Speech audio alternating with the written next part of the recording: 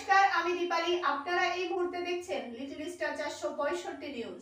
বিহারে ভোটার তালিকার বিশেষ নিবিড় সংশোধনের প্রথম পর্যায়ের কাজ শেষ হওয়ার পর নির্বাচন কমিশন ভোটার তালিকার খসড়া প্রকাশ করেছে। কিন্তু বিহার বিধানসভার বিরোধী দলনেতা এবং আরজেডি নেতা তেজস্বী যাদব বলেছেন যে এই খসড়া তালিকায় তার নাম নেই। তিনি শনিবার একটি সংবাদ সম্মেলন করে নির্বাচন কমিশনের বিরুদ্ধে বেশ কয়েকটি অভিযোগ করেন এবং বুথ ভিত্তিক তালিকা প্রদান না করার জন্য নির্বাচন কমিশনের উদ্দেশ্য নিয়েও প্রশ্ন তোলেন। শনিবার সন্ধ্যায় নির্বাচন কমিশন এই বিষয়ে তার এক্স হ্যান্ডেলে একটি পোস্ট করে তেজস্বী যাদবের দাবিগুলিকে ভিত্তিহীন, দায়িত্বজ্ঞানহীন এবং বিভ্রান্তিকর বলে দাবি করেছেন। নির্বাচন কমিশন লিখেছে, উত্থাপিত প্রশ্নগুলি বিভ্রান্তিকর এবং ভিত্তিহীন।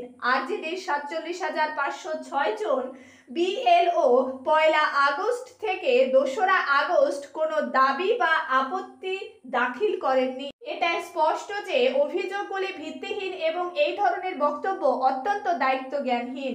এই সব কিছুর আগে শনিবার পাটনা জেলা প্রশাসন সোশ্যাল মিডিয়ায় জানিয়েছিল যে তেজস্বী যাদবের নাম খসড়া ভোটার তালিকায় নিবন্ধিত। প্রধান নির্বাচন কমিশনার জ্ঞানেশ কুমার বলেন, 1 আগস্ট থেকে 1 সেপ্টেম্বরের মধ্যে স্বীকৃত রাজনৈতিক দল বা ভোটাররা এই খসড়া তালিকায় বাদ পড়া যোগ্য ভোটারের নাম যুক্ত করার জন্য অযোগ্য নাম অপসারণের জন্য দাবি এবং আপত্তি দায়ের করতে পারেন। এই বছরের শেষের দিকে বিহারের বিধানসভা নির্বাচন অনুষ্ঠিত হতে চলেছে, আর বিরোধীরা নির্বাচনের আগে এই ভোটার তালিকার বিশেষ নিবিড় সংশোধনের উদ্দেশ্য নিয়ে প্রশ্ন তুলেছে।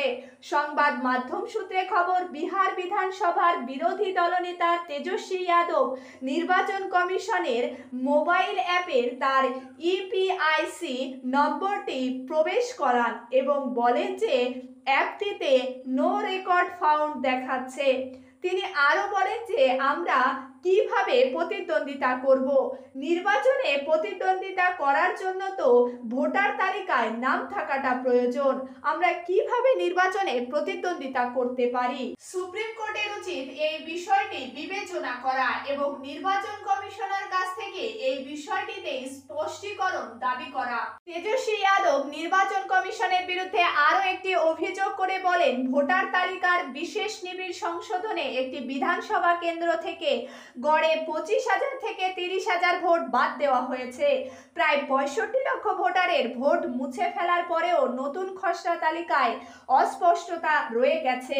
এই 65 লক্ষ ভোটারকে মৃত, স্থানান্তরিত বা অনুপস্থিত ঘোষণা করার ভিত্তি আসলে কি? এসআইআর খসড়া তালিকায় বুথ ভিত্তিক তালিকা না দেওয়ার জন্য নির্বাচন কমিশনের উদ্দেশ্যে নিয়ে প্রশ্ন তুলেছে তিনি। অন্য একটি সোশ্যাল মিডিয়া পোস্টে তিনি লিখেছেন, যদি ভোটার তালিকা থেকে নাম বাদ দেওয়া হচ্ছে এবং এর পেছনের কারণ গোপন করা হচ্ছে, তাহলে এটি একটি গুরুতর গণতান্ত্রিক সংকট এবং জনগণের ভোটাধিকারের ওপর সরাসরি আক্রমণ। তেজস্বী যাদবের এই দাবির তদন্তের পর পাটনা জেলা প্রশাসন জানিয়েছে যে আগে তার নাম বিহার প্রাণী বিজ্ঞান বিদ্যালয় গ্রন্থাগার ভবন, ভোটার কেন্দ্র নাম্বার 171, ক্রমিক নং 481 এ নিবন্ধিত ছিল। কিন্তু এই নতুন তালিকায় তার নাম বিহার প্রাণী বিজ্ঞান বিশ্ববিদ্যালয় গ্রন্থাগার ভবন, ভোট কেন্দ্র নাম্বার 204, ক্রমিক নং 416 এ রয়েছে।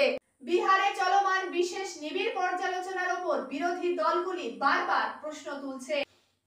এই নিয়ে সুপ্রিম কোর্টেও শুনানি চলছে। কংগ্রেস নেতা এবং লোকসভার বিরোধী দলনেতা রাহুল গান্ধীও নির্বাচন কমিশনের বিরুদ্ধে ভোটার তালিকার অনিয়মের অভিযোগ করে চলেছেন।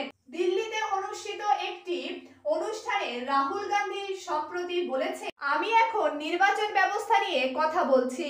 2014 সাল থেকে আমার সন্দেহ ছিল যে এতে কিছু ভুল আছে। গুজরাট বিধানসভা নির্বাচনেও আমার একই সন্দেহ ছিল।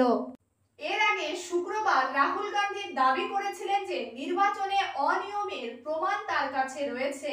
কিন্তু নির্বাচন কমিশন এ বিষয়ে বলেন যে এটা খুবই আশ্চর্যজনক যে তিনি অযৌক্তিক অভিযোগ করছেন এবং এখন নির্বাচন কমিশন এবং এর কর্মীদের হুমকি দিতে শুরু করেছেন। এটি অত্যন্ত নিন্দনীয়। বিজেপি নেতা রবিশঙ্কর প্রসাদ নির্বাচনের বিষয়ে নিজের মত ব্যক্ত করে তেজস্বী যাদবকে বলেছেন যে আমি আপনাকে ভালো পরামর্শ দেব, আপনি বিধানসভার বিরোধী দলনেতা প্রাক্তন মুখ্যমন্ত্রী, দয়া করে বিরোধী দলনেতা রাহুল গান্ধীর পথ অনুসরণ করবেন না। আপনার সত্য কথা বলা উচিত ছিল, আপনার একবার পরীক্ষা করা উচিত ছিল আপনার নাম আছে কিনা। বিহারের বিজেপি নেতা শাহনওয়াজ হুসেন তেজস্বীর বক্তব্যকে রাহুল গান্ধীর বক্তব্যের সাথে যুক্ত করেছেন। বিহারের কেন্দ্রীয় মন্ত্রী এবং ক্ষমতাসীন দল জেডিইউ এর নেতা রাজীব রঞ্জন সিং বলেন তেজস্বী যাদব এই ধরনের রাজনীতি করে আসছেন, তথ্যের সাথে তার কোনো সম্পর্ক নেই, তিনি তথ্য ছাড়াই রাজনীতি করে চলেছেন। যদি নির্বাচন কমিশন স্পষ্টীকরণ দিয়ে থাকে তবে অন্য কারণ স্পষ্টীকরণ দেওয়ার কি প্রয়োজন। বিজেপির আইটি সেলের প্রধান অমিত মালব্য একটি টুইট করে বলেছেন তেজস্বী যাদবের দাবি মিথ্যা এবং তার নাম ভোটার তালিকায় রয়েছে।